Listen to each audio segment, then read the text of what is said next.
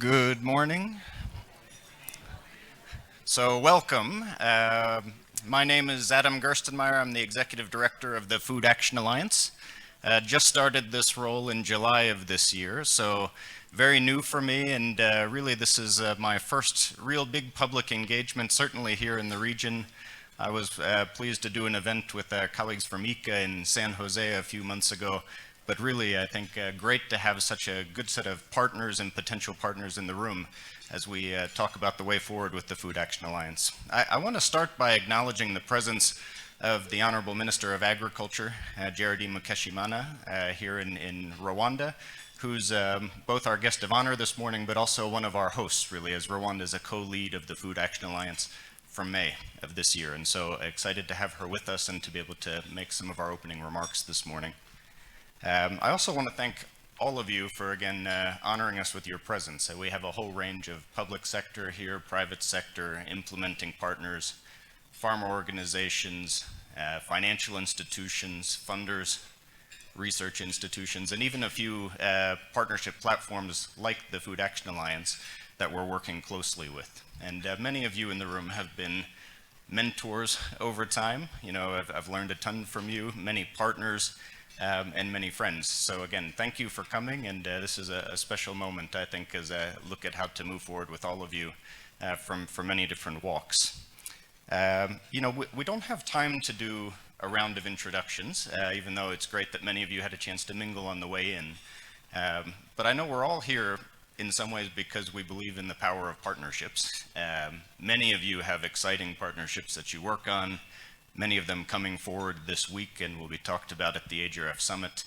And so yesterday, as I was talking with a few people, I kept seeing almost gleams in people's eyes as they were getting excited about what's possible, right? As they work with someone new, they can't do something that they want to do by themselves. And so that's what they're really trying to motivate others around. And so I just wanted to take 60 seconds and think through what is the most powerful partnership that you've been a part of, why, and who is in it?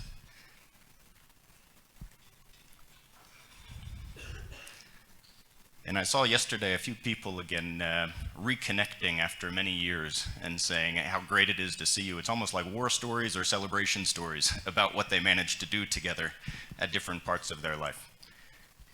And so now you've all met many different people, but I actually want you to take, you know, again, one more minute and stand up, be able to turn around and look at someone who you haven't met before.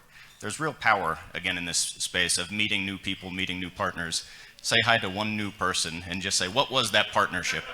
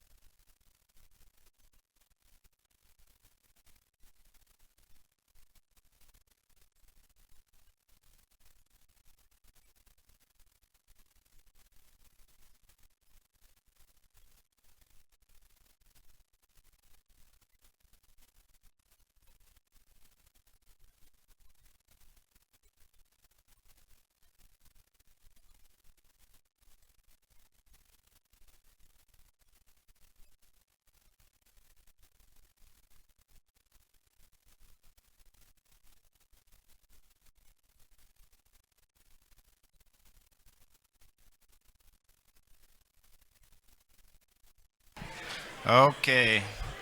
If we can please wrap up who you're talking to and please take a seat.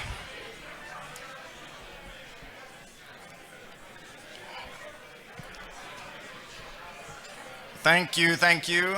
If we can please take our seats again.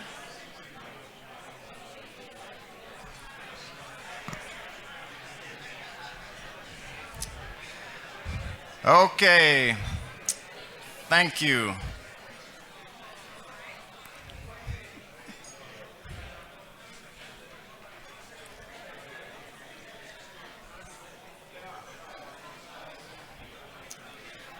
So this is going to be a fast-paced morning. We need to keep moving. Sorry, I asked for this. This is when 60 seconds turns into 60 minutes. But as you can see, again, one of the best things about these types of events is meeting new people, reconnecting with old people, and we really want you to make the opportunity to do that this week. You know, I saw this recently done at an event I was with where there was a Kenyan MC, and I thought it was a great way to start the event. So that's an example of South-South learning in action, simple but effective already for me. And for those of you with us for the first time, again, just before we do our official opening remarks with the Honorable Minister, wanted to say, what is the Food Action Alliance, just so we kick off with that. You know, the Food Action Alliance is a multi-stakeholder platform of institutions that share a vision for where we want to go with sustainable food systems, right? That we want to be moving ultimately better, faster, at scale with food systems transformation and delivering on food security and nutrition. We want to deliver on inclusive growth and decent jobs. We want to deliver on environmental sustainability and climate resilience, right? So really looking at how we can drive systemic solutions to do that all together. It was founded in 2019, really coming out of the Stewards Board of the World Economic Forum. As many of you know, then building on a long legacy, almost a decade of work of the New Vision for Agriculture, which over 10 years had really done work catalyzing more than 100 different value chain initiatives of multiple partners in more than 20 countries, right? And so a lot of times when I'm going around meeting people doing my introductions, what I hear is feedback on how those efforts went, what partners liked about those, what we're building on in our portfolio, and that's very intentional. And yet in 2019, there was a pivot, right? Knowing that we had done a lot in that space, but food systems, again, was really taking a priority. People were looking at more than value chain initiatives and saying, how do we get food security, livelihoods, and other things, but also with climate resilience, also with the sustainability agenda, and being very systemic in our approach. The way that we work, you know, we really bring together a network of partners like this that share the vision, and to see what we can do together to catalyze action, to catalyze investments and new partners behind certain initiatives. We broker connections for those initiatives to different technical assistance, finance, and other resources that might be needed. Slowly, but importantly, we're collecting insights across those different efforts in the portfolio and helping each individual initiative learn from each other. And I think that's something we're excited to do more of as we go forward, and some speakers might talk about that this morning.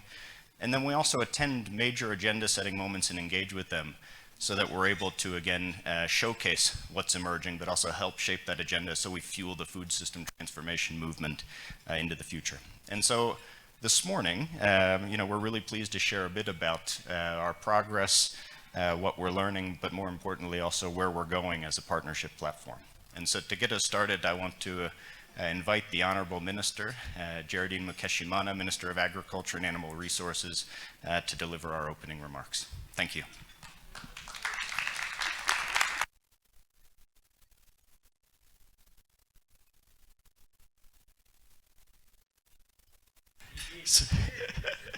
So, Honorable Minister, it's my pleasure to invite you. Yeah, he spoke so much and forgot to say it.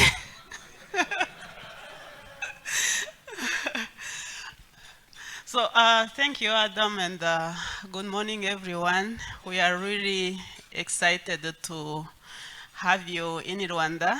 So yesterday we were involved into so many things, but today's, I guess we have more welcome remarks from my bosses, but I want to take this time to welcome you to Rwanda and thank you all for having responded massively to our invitation to come to this first in person AGRF since 2 years ago when we were struggling to find ourselves. We were not even sure that we would survive, so we thank God that all of us, we made it through. And once again, very warm welcome to Rwanda. So this is really an opportunity that some of us have been looking for several months. For me, particularly when I discussed the Food Action Alliance with Sean and Adam some months ago, I knew it was taking places back in Davos, but we were not sure how do we get it from Davos to the country level. So, and as a government of Rwanda, we said, we think it's really given what is at stake, how the pandemic, how is the conflicts, how are the climate change are really having toll on what we are trying to achieve. It's really important that we join together and we try to bring what we say, what we think in actions, and specifically on country level, so that we can impact the real life. So we had several alliances for the past few years, but I think the pressure is now different. We have seen what we went through, and having went through the Food System Summit, and looking at how the world responded, looking at how we responded as Rwanda, we were deeply involved into shaping up our pathways. Our president participated both in a pre-summit where he presented the African Common Position paper, and also on the Food System Summit in September.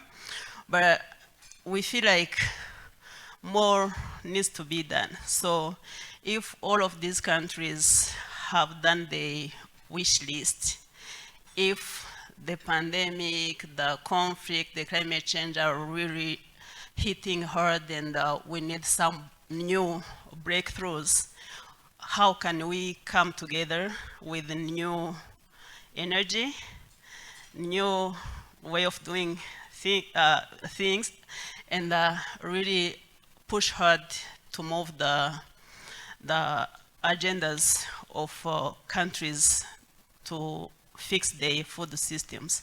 So I'm really happy that all of us have made it to come in this room. Personally, it's my first time to get into these engagements. I'm really excited, and us as the government of Rwanda, we have committed to co-lead the Food Action Alliance that was announced last May in our World Economic Forum. So it was told that Sean to be the heavy lifting engine. So I'm really looking forward to working with all of you so that we can move the engine forward, and more specifically, transform all these potentials that we hear. We hear Africa has land. We hear Africa has the labor. We hear there are trillion industry in agriculture, but we haven't seen consistent and actionable actions that are really hitting the ground and transform lives.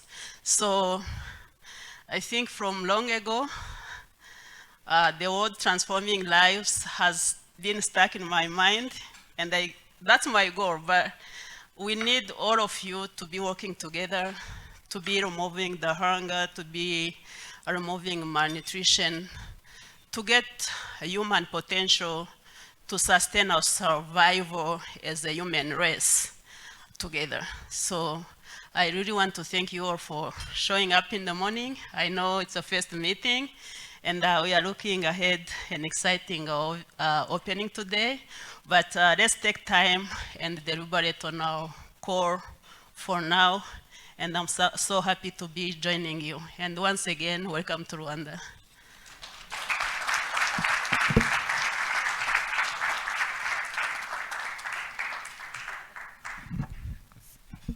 Thank you, Honorable Minister. So you've given us some great leadership already, again, personally and with the government of Rwanda, and so we really do appreciate you stepping forward to co-lead this into the future. As you said, it's your first engagement on this, and so as well we're learning together. And one of the key messages for this morning is that while we have many assets to build on, we don't have it all figured out. So I know some of you were coming to think through again, where are we? What exactly can we do together? But this is a partnership platform that we co-lead, and so we want to co-develop with you going forward. But then just a key message from the minister is, how do we get this at country level? Right, and so that's really a starting point for us as we think about action into the future, the initiatives that we have, the country engagement that we have. And so just two other points as we prepare for our first panel. I think really the Food Action Alliance, as we move forward, will continue building on two main initiatives that we have. One is on country engagement. How do we, again, build on the visions that the wish list, again, as Honorable Minister has said, that countries have brought forward through the Food System Summit and other recent efforts, and turn that into, again, a very deliberate strategy investment plan. Where can we all crowd behind with a suite of initiatives and investments that can take it forward and include ourselves in the inclusive coordination mechanisms that they have at country level to make this work effective. So we're exploring where we can best do that and chart the frontiers again of food system transformation very deliberately. And then secondly, a portfolio of flagship initiatives. We have, again, 19 flagships globally that we've been working on together, but we hear partners, again, getting excited about how we can bring the best of the alliance to different efforts in a systemic way, looking at the latest innovations in particular thematic areas, whether it's local sourcing and processing and value addition, which we see a lot in this region, or nature positive production, carbon farming, which we'll hear a lot about today. Everyone is learning how best those models can work, how we bring the best of our assets together, and what insights can we share on that, not just across the region, but across the world. And so this morning, the rest of our program is now pulling onto stage several of the partners who have been leading this work over the last several years, who have decided to join the Food Action Alliance again to do this even further. And we're building on the strengths with them, but importantly also the nature of our alliance is that we work through existing institutions rather than building up our central strength. We're actually looking at how we work with and through many of our partners who are at the front lines of this in countries and regions. As Minister said, rather than coming from the global side, we'll come from the ground up. And so with that, I'm pleased to invite up our first set of speakers, again, as partners who have really been at the core of the Food Action Alliance, helping shape it from its earlier days. And maybe I'll introduce you, and if you can join the stage while I call your name. We have 3 seats here for you to be part of. So our first speaker will be Jay Schroff, CEO of UPL. Thank you, Jay. Dr. Agnes Kalibata, President of AGRA, former Special Envoy of the Secretary General for the UN Food System Summit, and as many of you know, someone I've worked with and supported for many years. Welcome, Dr. Kalibata. Please. And then Sean DeClean, who is, again, head of the Food Systems Initiative at the World Economic Forum and member of the Executive Committee, and as Honorable Minister said, an engine who we're working with to do a lot of the heavy lifting on the Food Action Alliance. Welcome, Sean. Great. So thank you. I think as we kick off this morning, we'll go straight in again because it's a fast-paced morning. But we've asked each of the first 3 speakers to just tell us a bit about, again, why did they join the Food Action Alliance? What's something that they're excited about in our current work? But also, what are the things that we can improve going forward, or what are the major opportunities? And so I want to start with you, Jay, first. Thanks, Adam. No, this is, we've been involved at UPL with food systems in the various forms which we have had during the last 10 years or so. And the Food Action Alliance is a very pragmatic way to really fix, as we see it from our point of view, farmer resilience. And we talk about resilient food systems, but you cannot have resilient food systems unless you have resilient farmers. And way we look at it as, the least amount of technology dissipation has happened in Africa and in other developing countries as far as agriculture is concerned. And that transformation is the key. But that can only really happen if we have the value chain, capture of all the initiatives and all the hard work which the farmers do. And the world is spending a lot of money on sustainability, and I think a lot more needs to be done in agriculture. So I think working through the value chain with different partnerships will really enable a lot of innovation and a lot of value to make farmers much more resilient. That's how we see it. Great. Thank you, Jay. And I'll come back to you, I think, here. Dr. Kalibata? Is this one? Okay. Thank you. So just to start by disagreeing with you, Adam, I'm not former special envoy. It's 2021 that is former. So I'm still the special envoy for 2021 Food System Summit. So anyway, yeah, exactly. So that's the way it's going to be. No, but in terms of what we, as AGRA, what we see as our role in the Food Action Alliance and what we like about it is you could just borrow a leaf from what is happening today with the food crisis and ask, how does Africa become part of a global food crisis that is really because something is happening in another part of the world? For a continent that has this much ability to produce, this much ability to feed itself, and it all really lies in the fact that we don't have nearly as many or enough investments in the agriculture sector. We do have a population of people that are farming. 65% of our continent is farming, but don't get real benefits from the sector. So we really have an opportunity to attract investments into the sector, to find ways of working with people in this room and other people in all walks of life and from other parts of the world, to really profile and show the opportunities that the continent has to offer for investments. We need capital to come into this continent. We need people to invest here.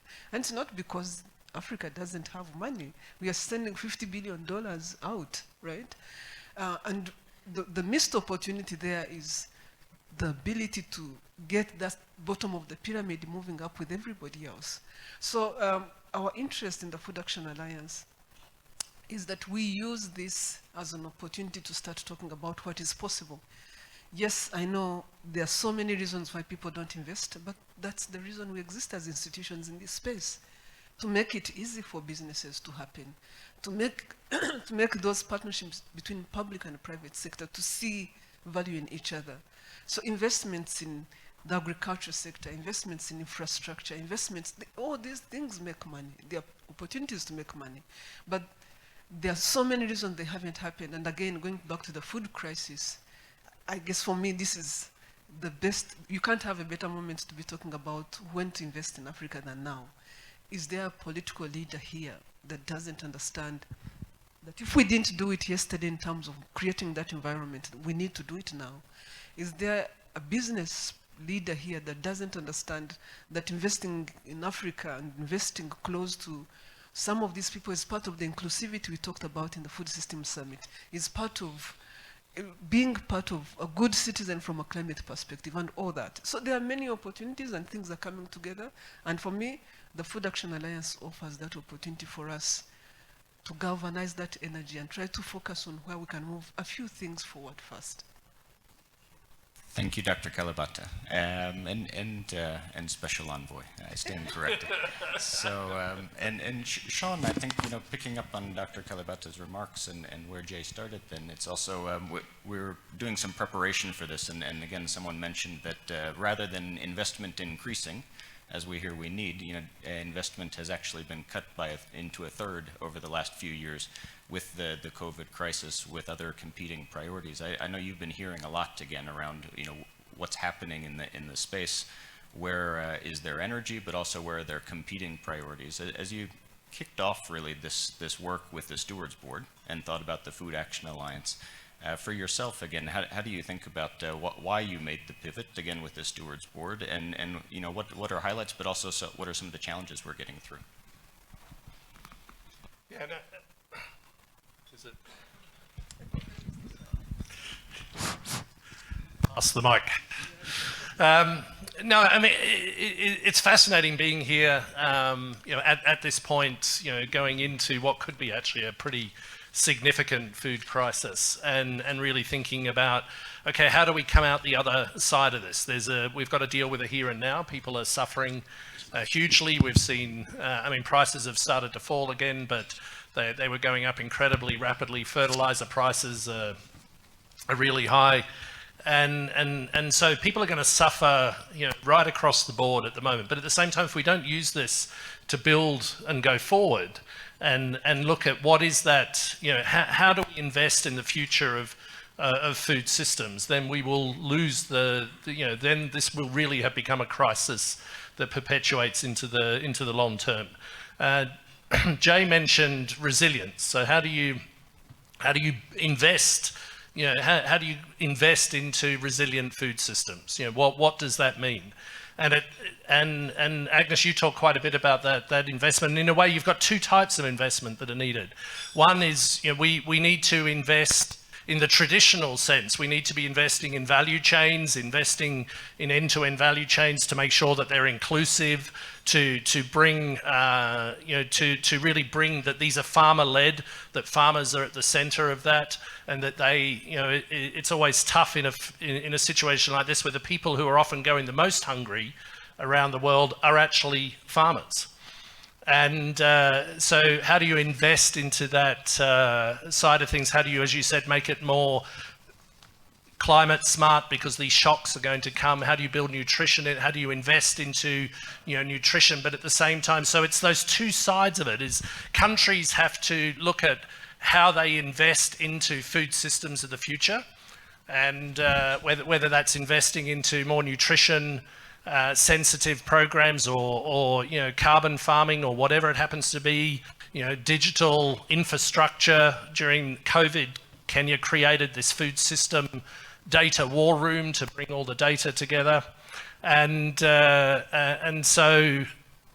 we're seeing those examples, but at the same time you have to then also, and country leadership in that is going to be so critical. And it was wonderful, sort of with the minister, when we talked this through, and just even watching your leadership in May, where Rwanda's saying, we've got to work with the Food Action Alliance and we've got to own this from a country level. And after the last food crisis, Agnes was the minister here and just had the same sort of drive and momentum. It was like, right, how do we drive this from the country level? And I remember talking to the minister from UAE after the meeting in May that Geraldine referred to, and UAE just committed there on the spot, and they said this is so important, this leadership that Rwanda is showing, that we as a country are going to join the Food Action Alliance and really look at what those flagship initiatives can be. And she then talked quite strongly about how do you make, she wants to put food as high as energy at the next at COP in COP28. And then she was like, right, how do we lead? What are those flagships? So, but I also just want to commend some of the initial leadership that just came out. I mean, you've got Agnes and Jay here on stage who got in behind the Food Action Alliance. I must admit, it's wonderful I've worked with Adam, since Agnes had me come over to Agra a number of years ago, and it's wonderful working with him in this direct capacity, and just to have him sort of driving an initiative like this. So, just acknowledging that, but also, so no, it's and just the leadership and energy that he brings, but also those other couple of partners. I mean, because in a way the Food Action Alliance it was created early on during the sort of thinking around the Food System Summit to say, by the time the Food System Summit ends, you've got, this amazing process. We've got David Nabarro in here that drove, sort of supported this country-led initiative to have all these food systems dialogues, these countries taking ownership on developing plans. But then when they've got those plans, it's how do you turn them into action? I think it's in the name there. And so how do you turn it into action? And so Rabobank, I just want to call out IFAD as well, who had the vision to do this. And then, the regional partners who have said right from the start, we're on this journey with you. Grow Africa. We've got Martin sitting over here, who just sort of said, AFDB came in and said, I want to sort of get that leadership. You heard Geraldine, she wants sort of some heavy muscles. So how do we do that in Africa? But then also ICA, Grow Asia, on their side, we're seeing that. Confederation of Indian Industries in India have really stepped up as well.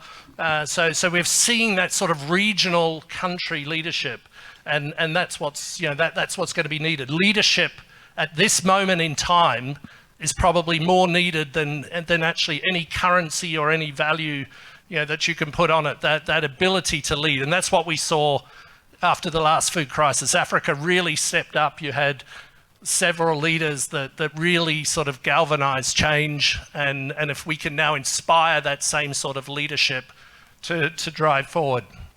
Thank you, Sean. Hugely helpful, and I think, again, as you've heard, so many of the leaders of this in the room this morning, and so that's actually who we'll have as our next set of speakers here as we go through the rest of the program to bring to light some of also why they joined and what they see moving forward through the Alliance. But I want to come back through one more round real quick, and again, building on this leadership and the opportunity that's there, just really, again, succinctly from each of you, there's so many different things we were looking at, and part of the power is how do we channel our collective action now, right? So what is the one thing that you would say, the main opportunity to seize, or what is the thing that we actually have to work through if we're going to seize the full potential? And Jay, I'll go back to you. Yeah, thanks. No, I think it works. I think as everybody said, the food crisis is a great opportunity to really drive and bring this topic, which everybody is aware of across the world, but never focused on because there was always other priorities. So, I think this is a great time to push this subject of really focusing on transforming the whole food system by as an industry, we believe the value has to come from the consumers, so that you can build the resilient food systems. Because if, like in so many industries, if the value is being captured from the consumer, then less and less government intervention happens, for which we need traceability.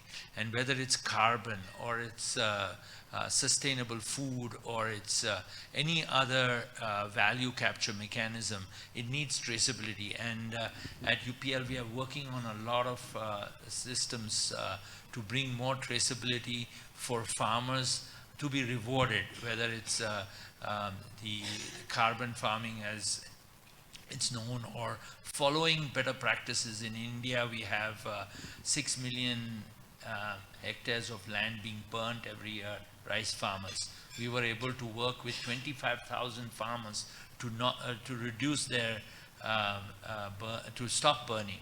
And this year we'll work with probably 100,000 farmers, and in different places and different concepts. But the idea is that the reward system has to come through the partnership with other industries who look at the other side of the value chain. We are the input side, and we need traceability so that the farmers can be rewarded. So there's a lot of work to be done, but I think this is really a great time to again re-emphasize the food security system across soil health as such an important subject, which is catching so much attention. And there's so much technology which needs to be dissipated. But if we create a reward system for the farmers, you will see acceptance much faster. And the opportunity, because of fertilizer prices, also comes because we have found that when a farmer actually doesn't burn his field and plows in all his stubble, he uses 30% less fertilizer in the following crop. And he sees that and he knows it by just touching the soil. So there's a lot of exciting things to be done in partnerships and creating a reward system for farmers. Thank you, Jay. And excited to learn more about carbon farming in Africa today, which I know you're bringing some of those lessons forward into the forum this week. Dr. Kalibata. Thank you, Adam. The biggest opportunity from where I'm sitting really lies in carrying forward what we started in the Food System Summit. And I just wanted to recognize David is here. You did a whole lot of work with countries to get national pathways going with us in Africa. That was with a whole lot of support from NEPAD. And NEPAD is here, and I wanted to appreciate that, and AU. This week, today actually, later today, we do have, of the 37 African countries that stepped forward to present pathways, we do have 3 countries that are going to step forward to present strategies from those pathways and actual investment opportunities. So what, excuse me, what I see as the real opportunity here is that we really step behind what we said in the Food System Summit, that we support and move forward to support these countries. They are taking the first steps. They are being ambitious, but also it's not an easy thing to do. It's already complicated to think food systems. I mean, agriculture was already complicated. It's complicated to think food systems. So these countries are daring and saying we are prepared to start thinking food systems and do business food systems. It would be great as a Food Action Alliance, because we did have businesses as part of the Food System Summit. We did have excuse me, a number of businesses that did participate, and we are very committed. If we can rally those businesses, most of which are actually members from a WEF perspective, members from a Food Action Alliance perspective, and many other places, and many of whom are here. If we can look at some of these ideas that are coming out of these countries and look at the flagships they're putting forward and look at the thinking they're putting forward and start thinking through what would partnering with these countries on food system strategies look like? How can we as a community that are saying we believe this, put our energy behind these countries and the strategies they're putting forward? So here my challenge to you is, come to this afternoon's event, listen to these countries and what they are putting forward. Let's think through how we can support them better. Let's think through how we can sharpen this narrative, but let's keep the momentum on getting food systems pathways implemented and food system thinking moving forward, but also get businesses to think investing in food systems. So the opportunities here tonight. And again, AUD and NEPAD will also be, and AU will also be talking about how they are standardizing this process so that countries can move forward faster. The plan is from an African perspective, again, when the hub comes to demonstrate what achievements have happened in the Food System Summit next year, that Africa does show up right, but we do have a number of countries. I know that beyond those countries, there are a number of other countries that are also lined up to really start moving their strategies forward. So I challenge you to move the food system forward by supporting these countries, by trying to understand what are the flagships from what they are presenting that we can support as a community and help move the needle a little bit forward. So that's the excitement I have, that we are actually now moving on real action on the Food System Summit. Thank you, Dr. Kalibata. And that's 5 to 6:30 in the auditorium tonight, the plenary of the AGRF. And Sean. So, I mean, just, I think this point in terms of supporting countries, identifying those real, those real flagship opportunities, I'd like to encourage everyone here to really think about from their country perspective, from their organization's perspective, from their company's perspective, what would be those major flagship agendas that you're involved with? This goes beyond partnerships to actually thinking about something that's really going to unlock a systems change. From our side at the forum, our contribution into the FAA as a partner is we've said, okay, we will really drive food innovation hubs, and create a series of flagship opportunities in different countries around those food innovation hubs. I didn't call out CGIAR and SEAT early on, but actually they've been instrumental in this work with supporting FAA, supporting the getting going in Latin America, and then in helping to drive some of the thinking behind some of these innovation hubs. So it's thinking with that kind of, so we already have 6 countries, it's quite interesting, that have stepped up: India, Vietnam, Colombia, a range of others. When we talked with what would be a couple of flagship opportunities here in Rwanda, the minister, talked, and they got together. What I found interesting, it wasn't just the Ministry of Agriculture, it was the Ministry of Agriculture, the Ministry of ICT, the Rwanda Development Board, and they said innovation, actually, for us is something that, one of those areas we'd really like to make, stand out in Rwanda. That could be one of our sort of flagship type approaches. So anyway, just thinking through. From our side, we did a lot of thinking at the forum. What can we bring in to the FAA partnership? But I would encourage everyone here in that same way to be really thinking, what are those flagship opportunities? And then, as Agnes said, can we get behind those countries that are really showing leadership and really drive those flagship agendas, right to the fore? Great. Thank you so much. Round of applause for our first panels. Thank you. I don't have a watch in front of me, but I know our ambition and time management are out of sync. So I think I'm going to have some of my colleagues help move the stools up onto the stage. And really, I want to immediately then invite up our next set of speakers. I would just say, I know as we continue and we get closer to the opening plenary, we will have to lose the Honorable Minister at some point, also Dr. Kalibata, as they welcome our distinguished guests for the opening plenary. So if we lose you, we completely understand and appreciate, again, your leadership. Our next set of panelists, really, again, coming from several of the partner institutions who have been at the center of this, as Sean mentioned. Dr. Juan Lucas Restrepo, Director General of the Alliance of Bioversity International and SEAT, but also the Global Director for Partnerships and Advocacy with the CGIAR. Please welcome to the stage. Mr. Ishmael Sunga, CEO of the Southern African Confederation of Agricultural Unions, SACAU. Ishmael, welcome. Ms. Natasha Santos, Vice President, Head of Global Stakeholder Affairs and Strategic Partnerships, Bayer Crop Science. Welcome, Natasha. Mr. Ben Volk, Global Head Food and Agri Partnerships with Rabobank. Welcome, Ben. Mr. Martin Bwalia, Director Knowledge Management and Program Evaluation in the African Union Development Agency out of NEPAD. Welcome, Martin. And Ms. Beverly Postma, Executive Director of Grow Asia. Welcome, Bev.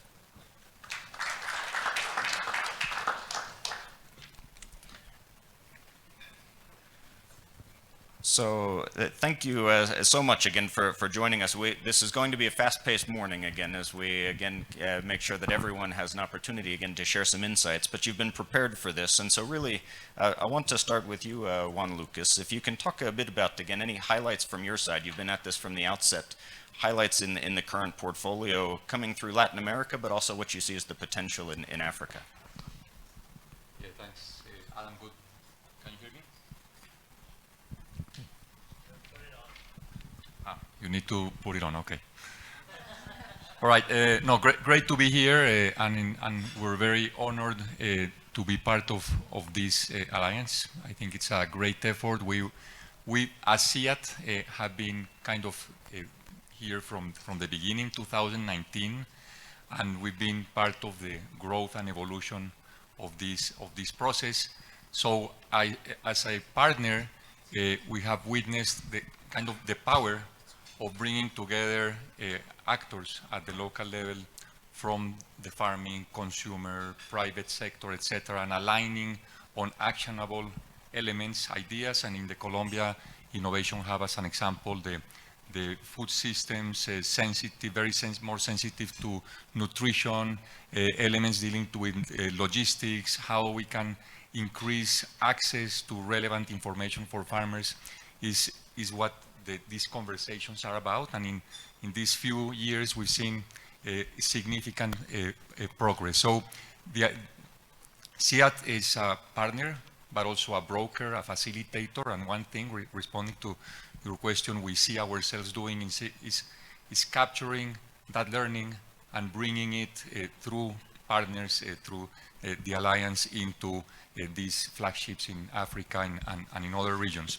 But we need to do this also as we transition, because it's not SIAT anymore.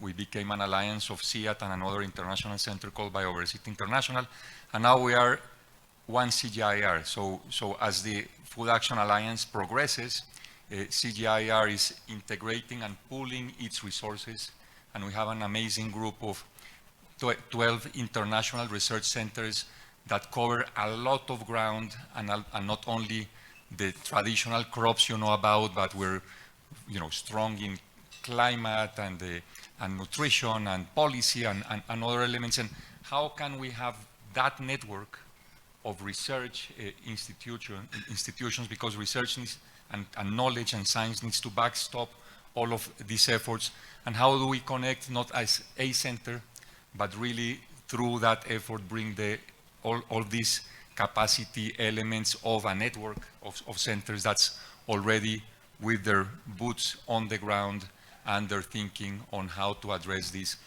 amazing society challenges and meet the SDGs. So that it's a great challenge, just the experience from Colombia and how we can bring that to other places, but doing it at a greater scale through becoming not a center partner, but a system, a CGIAR system, as a partner to all of this.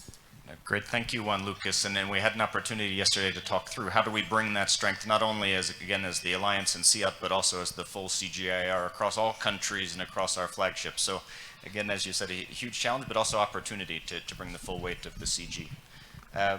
Ishmael, I turn to you next again, and really wanted to again hear from you also. What you see is again something that's exciting that's been moving through the Food Action Alliance portfolio. You're often, I know you've been at the forefront of looking at some of the work around the poultry flagship initiative in Southern Africa, but also have been working across a range of efforts beyond that as well. Really one of our anchor leaders in the Africa hub. And so I turn over to you again, how you think about this and what's exciting in progress. Thank you, Adam. Is it on? Yes. Yep. Okay. I just took note of what Sean said. You have to turn it on. So it's on. Thanks again. I've been one of the founding members of the Food Action Alliance. And I just want to highlight a couple of things about what it has meant to us as a farmer-led organization for Southern Africa. I think the FAA itself is an innovation in its own right. I come from an industry of farmers that look at things from a production-centric sort of view. And what I've learned in the last couple of years or 3 years is that no, in fact, we get much more value and a bang for the buck by looking at situations beyond primary production, looking at the entire system. And for that, you really need different stakeholders. Some of them that we hitherto did not engage with, but the value of engagement using multidisciplinary formations is enormous. It takes time, but the payback is actually very rewarding. It might be payback in abstract form, but that is capital that you can actually invest for the future. I see that as an aggregation of ideas, a pool of expertise, and that provide different insights and perspectives, which is so critical, particularly in the design of initiatives, but those that have got a bigger ambition. Just to highlight again that I understood that as farmers organizations and as farmers in general, we were underselling our value proposition. That we normally talk about production, productivity, but there are so many multiple outcomes. Some can say that they are core benefits that we don't articulate, that we don't position ourselves to be the drivers of. And it really was very eye-opening. But the point being that as you get all the different perspectives and as you also get the private sector to highlight what investable opportunities are, as well as expanding the definition of investable opportunities. Quite often, we look at investments in its traditional form. It's about money. But there could be investable opportunities that can speak to philanthropy as investors in their own right with development impact, can talk to blended financing, can talk to development financing, and indeed can talk to commercial financing. Just having that whole gambit of investors all coming together to bear with the problem or the solution that has got multiple outcomes is so fundamental. Thank you, Adam. Great, thank you so much, Ishmael. And we can't do this again without that deep engagement with farmer organizations. As you said, it's across the portfolio we have and growing. We know Elizabeth Nsimadala also was joining us this morning from the East Africa Farmers Federation, and I think again want to continue to work with Ishmael as we build this out, build out our portfolio. The other side of this, let me go next to Natasha. Really also again with private sector working with farm organizations and with countries.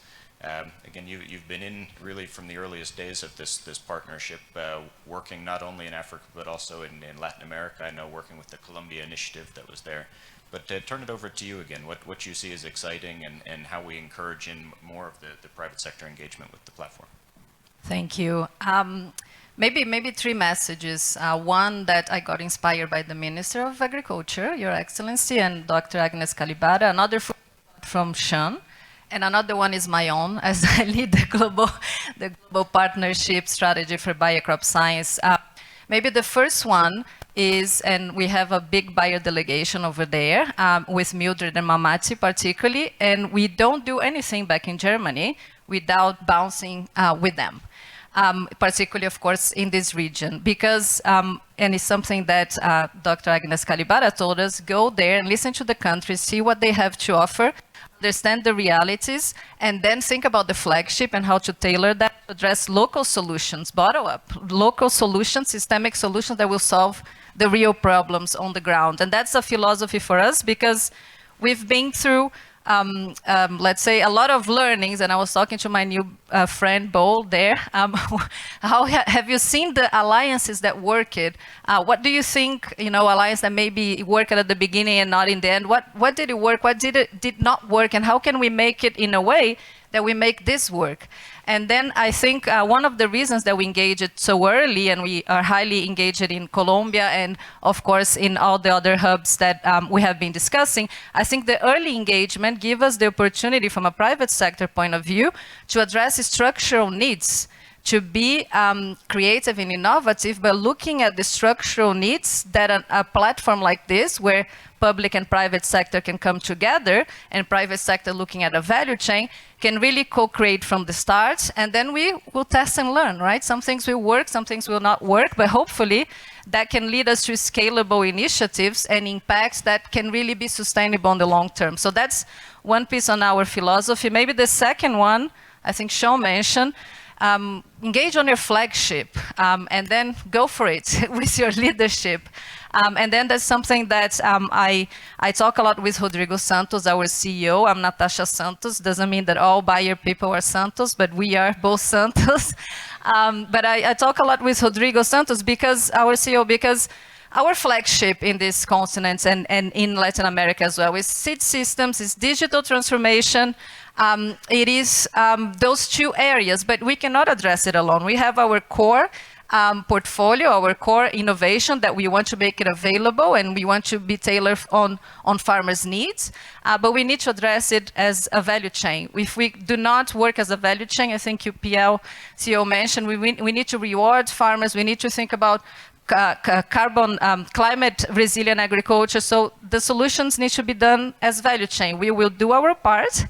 We are committed to it, but to really address sustainable and systemic solutions, we need to do as a value chain and with the government, with the public sector. And then maybe lastly, we are really looking, I mentioned seed system, I mentioned digital transformation, of course, climate resilience, those three flagship, and maybe a last message is, we really are looking for innovation, innovative. Of course, we have our own knowledge and portfolio and knowledge we can share, but we are looking at those startups that are addressing systemic solutions that we can do impact investments, for example.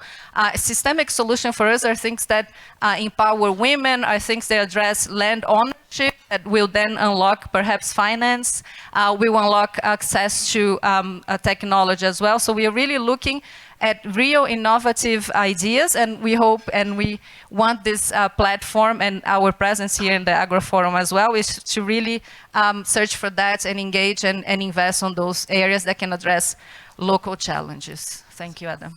Thanks so much, Natasha, and I'm happy to have again a big delegation from you all. As again, we build with you at the strategic level and this vision, but also again we want deeper and deeper relationships all the way through with region and country from all of our partners as well. Ben, let me turn to you, particularly again around the finance opportunities that you're seeing come through the portfolio and the work, even as you've been working again with us again across the entirety of the Food Action Alliance. Yeah, thanks so much, Adam. And it's a real privilege to be here and to share in the leadership of the Food Action Alliance. First of all, my greetings from my boss and the chairman of the steering committee of Food Action Alliance, Barry Martin. For me, the Food Action Alliance really is a platform where we make room for each other's initiatives in food systems change. We support each other's leadership. We have flagships that are very mature in Asia and Africa particularly. We also have flagships that are only just starting and that need a lot of kind of hand-holding and support and exchange of ideas. But there's leadership necessary in all of those. There's leadership necessary also to develop fruitful and effective dialogues with governments, both on the government side and on our side. And it's really a privilege to see that leadership, to see it develop through instruments like the Food System Dialogues and other platforms. And we really need to take that forward. To be very honest with you, as far as I can see, I've been studying the markets, food prices, global flows, fertilizer prices. This crisis is not going to be pretty serious. This crisis is going to be very serious. And so we have a challenge to combine short-term food security response that will be much, much needed with our long-term agenda that we cannot let go of. Because, you know, mitigating climate change is as much important as meeting food security needs in the short term. So basically we have to step up, even further step up our leadership. That involves finance. This afternoon there's the session on finance and leadership, which is a very nice combination. Leadership is basically deciding where you put your finance. Right? You make financing choices, you make investment choices, and that shows your leadership. Not just for the donors amongst us, but for all of us. And so that's basically it's really just a privilege. I keep on having that word if I think about the Food Action Alliance. It's a privilege to share that leadership together, to find finance solutions, and to take things forward. Thank you so much. Thanks so much, Ben. And we will continue to build on that again, make space for each other's initiatives. And I think that's what we're excited to be hearing this week as well from many of you after this in bilateral meetings. Our final two speakers then also bringing different regional leadership into the Food Action Alliance and how we work together. Dr. Kalibata was mentioning Martin's leadership throughout NEPAD, really through the Food System Summit, working with David and the team around national pathways for food system transformation. It's been at the center of the CADP agenda in the continent for many years.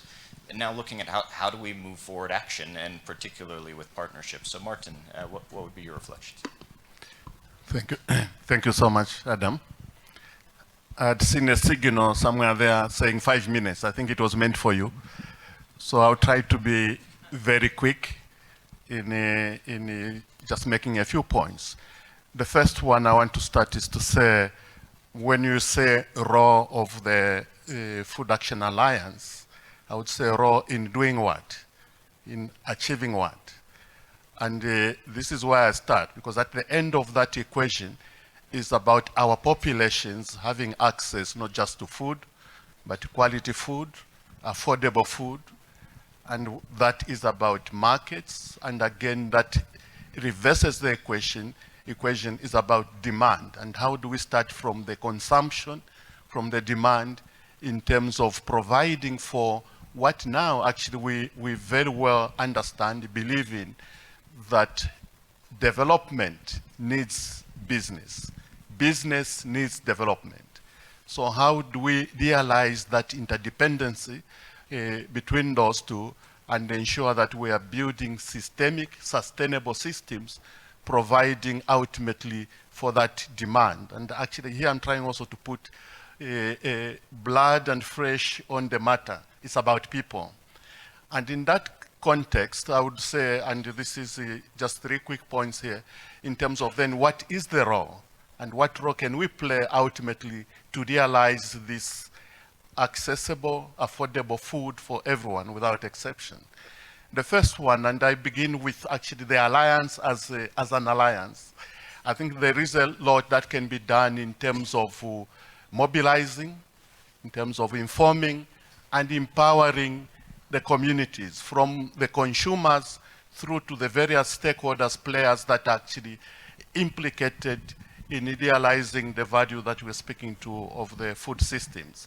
And remember, in Africa, you're talking about largely, quite significantly, portion of small, medium enterprises, largely informal, and therefore, how do we work as the alliance, as business, to ensure that they are part of the solution and not just a problem?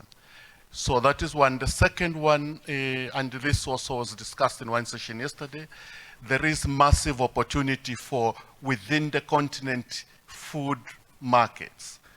And what are we going to do? What are we doing with governments in terms of market development? Remember, some of that is mindset, is cultures, traditions, it's not always actually money, but how do we identify, and through various means, and here I say there are various mechanisms, including the deal rooms in Agra, the Grow Africa that has been mentioned, that we have mechanisms that can do that. And lastly, is also mentioned with the leadership of the African Union Commission, the African Union Development Agency, regional economic communities, and working with partners like Agra, actually are working on guidelines that can give us predictable processes, moving from the CADAP Malabo, from the food systems pathway into business cases that will provide not just for investment, but actually enabling environment to deliver development and business at the same time.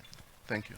Thanks so much, Martin. And 5 to 6:30 this afternoon, again, Martin will be speaking more about that very important session again and what we're talking about. And Bev, finally to you. Really, it's been exciting to work with Grow Asia as one of our real main regional development delivery partners in this process. And just hear from you again, how you've seen the value of the Food Action Alliance, but also some of the opportunities this week. Thank you, Adam, and I'll be very conscious of time. I've listened and reflected on the comments that we've heard this morning, and it makes me realize that bold actions need bold leaders. And I'm very privileged to be here among such bold leadership, both on the stage and the many rainmakers that I see in the audience. It's fabulous to be reunited with so many leaders. Grow Asia was born in 2015 as a very unusual partnership between the World Economic Forum and the 10 ministers of agriculture from the ASEAN region, the Southeast Asian nations. Since then, it's earned its place as the gateway for action-oriented partnership. And it makes me realize the importance of regional coordination. We maintain a very lean team in the region to ensure that the action is focused at the country and the field level. In Asia, as with many of the regions represented here, the bottom of the pyramid, as we call it, holds up the rest of the pyramid and is the engine for growth, for the whole economic success of the region and for producing much of the world's food. We've been amazed at the encouragement that Grow Asia has received as a regional actor, but more than that, we've been encouraged by the diversity of the actors that want to come and be part of this Food Action Alliance at a regional level and a country level. When we think about the food system, we are redefining what that means thanks to technology. We are very indebted to have some of our very long-standing traditional actors and members, both from government and from big business, at the table in GrowAsia. But we're also seeing new members of the system, the investment banks, the venture capital funds, the startup community, the tech firms, both large and small, the fintech solutions, the creative energy that is now being able to work together because technology allows us to break down those traditional silos. GrowAsia's digital program has yielded far more than we could possibly have imagined because of people's excitement of working together on complex challenges. Agriculture is truly igniting the world to think about food and food supply with technology at the heart of that equation. I'll finish by coming back to the Rainmaker idea that captured me when I looked out on all of you. Singapore is a remarkable hub, this is where we're based, for regional and cross-boundary regional partnerships. Many big businesses have their Asia, Africa, and Middle East headquarters in Singapore. And because of that, we're able to convene not just Asia and regional networking, but South-South cooperation at the table with people that are leading agendas across all three of those territories.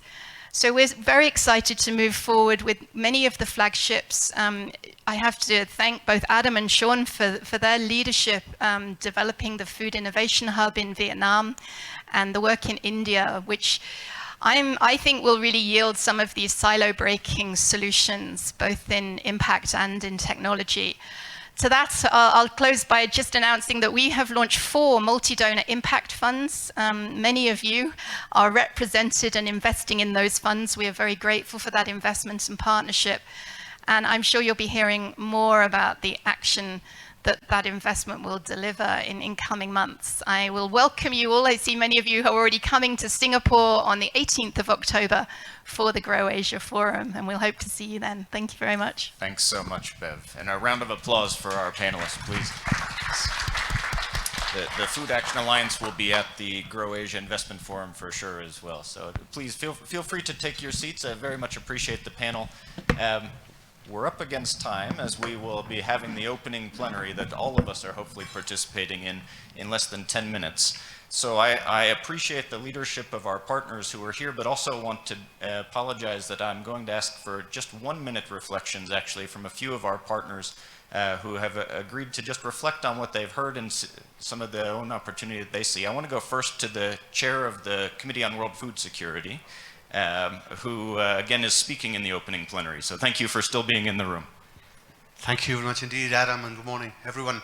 And well, Honourable Minister and Dr. Kalibata, and thanks for providing this marvelous space and this, the whole event and this breakfast. So a very quick reflection. I just have 1 minute. I have to join the plenary.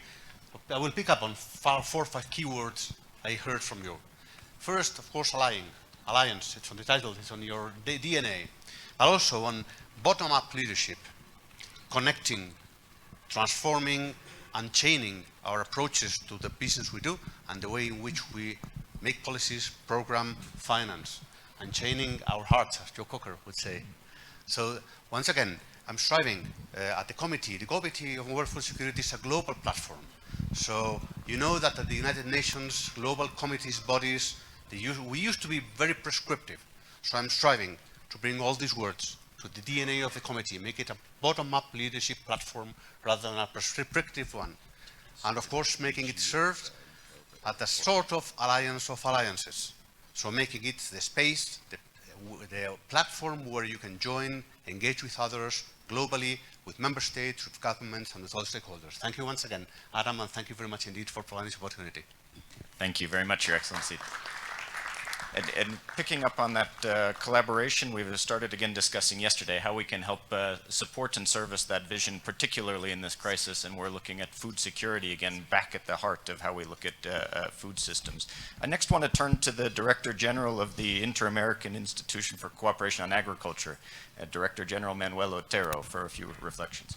Thank you, Adam. Good morning, everyone. I would like to underscore, first of all, the good vibes prevailing in this meeting and the decision to help each other.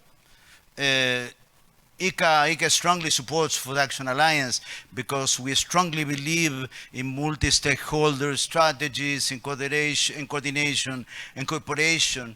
So we as a regional technical cooperation agency would like to be included in this worldwide strategy, always thinking in how to put in motion a new generation of policies, helping farmers, and transforming into reality these strategies based upon sustainability, resilience, and a better life in rural areas, building bridges with urban ones. Two final comments. ICA launched in early June in the presidential summit held in Los Angeles a continental coalition, and we are trying to move forward in that direction. And secondly, we are very much excited about the Africa-America Summit, building bridges for a much better cooperation. So for us, it's very important. Once again, ICA is supporting Food Action Alliance, and we are ready to cooperate indeed. Thank you. Thank you so much, Director General, and great partner in the Latin American region, and happy to have you here. Can I next go to Simon Winter from the Syngenta Foundation as well? I'll give you my microphone. Thanks, Adam. Great to be here with everybody. And I just want to echo what Manuel said about the energy in the room. I mean, I think we're at a moment now with this collection of crises that we're dealing with that we need to turn those crises into opportunities. There's that saying that, never waste a good crisis. And I think there's plenty of opportunity right now, but what we're hearing today from all the panelists and all the members and supporters of the Food Action Alliance is that it's not going to happen without this much greater collaboration and cooperation across multiple stakeholders. And it's not just us in the room as leaders of our own organizations and initiatives, but we need to be getting the farmers representatives like Ishmael. We had a farmer on our side panel yesterday. We need the inspirational farmers to be at the table as part of these collaborations and cooperations, and entrepreneurs as well. And it's not just the entrepreneurs leading the high growth food companies that we're going to be celebrating through the Go-Getters competition, but it's also the entrepreneurs in the remote rural areas who are change makers in their own communities. So this collaboration needs to be, yes, at a leadership level, but it also needs to be at a community level, and we look forward to supporting that through the Food Action Alliance. Thank you. Thanks so much, Simon. And Atsuko Toda from the African Development Bank. Thank you so much, Adam. We're very happy to see the actors, the activities that are happening on the ground. So I think right now it is really about taking existing actors, existing activities, existing collaborations, and going to scale at this moment. And we're really happy to see the Food Action Alliance really re-galvanized in this moment. So I think before we leave this AGRF, let's really come together in partnerships to bring things concretely forward with the countries that have developed national pathways. Thank you very much, Adam.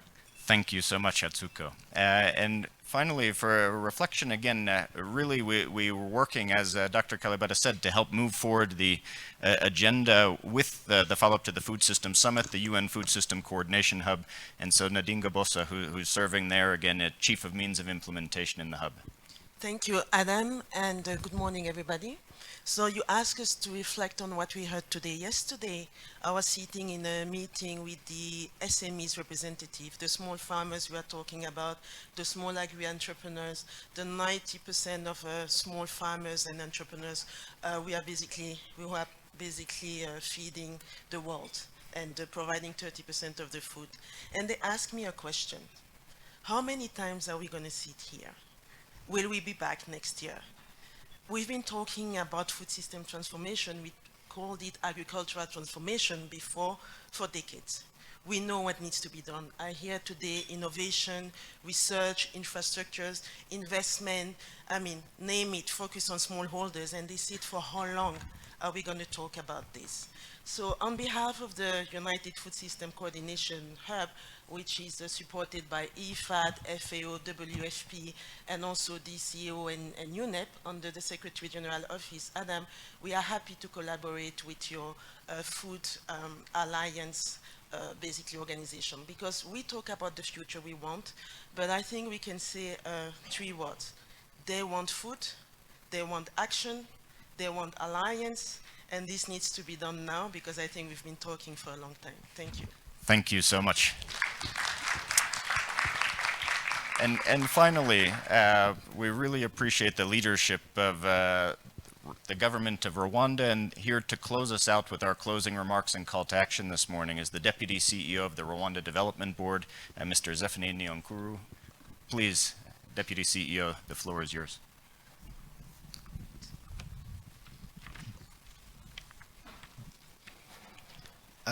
CEOs, Director Generals, Executive Directors, distinguished guests, good morning. Good morning. Excellent. Thank you, Adam, for the introductions. And it's a great pleasure to be here with you this morning, representing Rwanda Development Board and our CEO, Claire, in particular, who couldn't make it as she's traveling. But of course, during the launch of the Food Action Alliance, she expressed her deep commitment. My role to close our session today is a simple one. First, to appreciate all of you for having made it to this session, and also to help kick off the rest of the week. And number 2, to focus our collective sights on the way forward. As we have heard from Honorable Minister of Agriculture and the President of AGRA, and also other leaders who spoke this morning, we need to move forward from this room, ensuring that we do not stay at high-level conversation, but that we put more of these ideas into action together. This morning and throughout these next few days, we're going to hear a lot of ideas and commitments to move forward on transforming our food systems. These will seek to address the immediate crisis, as well as to strengthen our system so that we get ahead of crises that will no doubt come in the future. We all agree that this cannot be done by any one actor or any one constituency, and transformation of at scale, we need our collective work, our collective strength, and also our collective investments. Let's ensure we prioritize the few places where we can make this happen. Let's find the areas you are ready to alleviate and accelerate with your resources, but also where we need more partners on board and where we can learn from each other. That's what this platform can be helpful for. Our time to see impact in a few priority countries and a set of flagship initiatives is not far in the future. We see the next stocktake moment of the Food System Summit at the end of 2023, and our goal should be to make a significant contribution of practical actions and lessons learned to that moment. Along the way, we will also come together as a community to raise the visibility and lessons of our efforts, and also crowd in new partners and contribute to shaping the global agenda. The AGRF Summit is a great example of opportunity, and we do the same in other regions and in global forums such as COP27 and COP28. As we close today, Rwanda Development Board is pleased to commit that we'll be hosting the Food Action Alliance Secretariat here in Rwanda. This is part of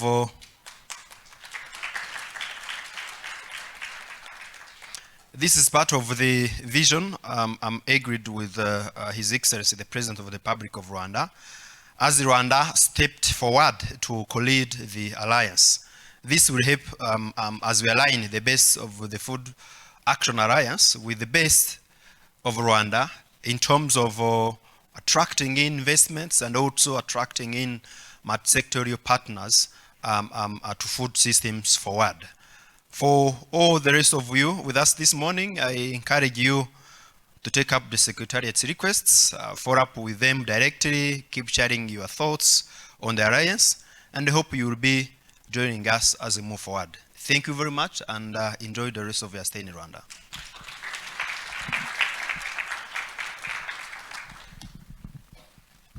Thank you, Deputy CEO, and I could not say anything more better than that as we close. Thank you again for your time. Thank you to the government of Rwanda for its leadership, to so many of you as partners who have helped found and move forward the Food Action Alliance. And for the rest of you, again, if you're new to this, we look forward to our conversations throughout the week to really explore how we can co-develop this further. Thank you and enjoy the AGRF Summit.